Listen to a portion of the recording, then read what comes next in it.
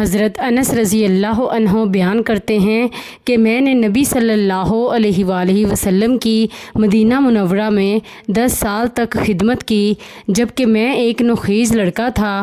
میرے سب کام اس معیار کے نہیں ہوتے تھے جیسے میرے حبیب صلی اللہ علیہ وآلہ وسلم کی خواہش ہوتی تھی۔ اس کے باوجود آپ نے مجھے کبھی اف تک نہیں کہا اور نہ یوں کہا تو نے یہ کیوں کیا اور اس طرح کیوں نہیں کیا۔ سنن ابو داؤد حدیث نمبر 4774۔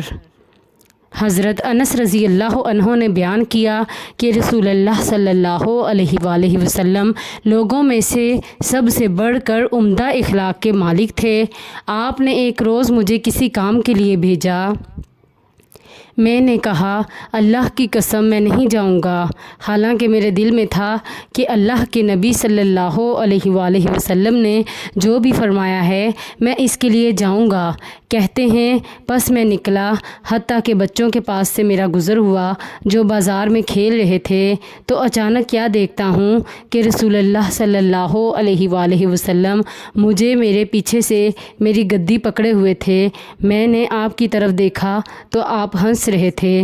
فرمایا انس ادھر جاؤ جہاں کا میں نے تمہیں کہا ہے۔ میں نے عرض کیا ہاں اے اللہ کے رسول جا رہا ہوں۔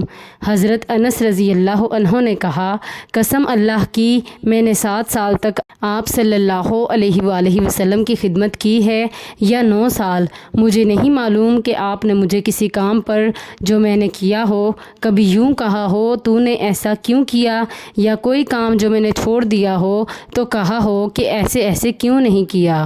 سنن ابو داؤد حدیث نمبر 4773۔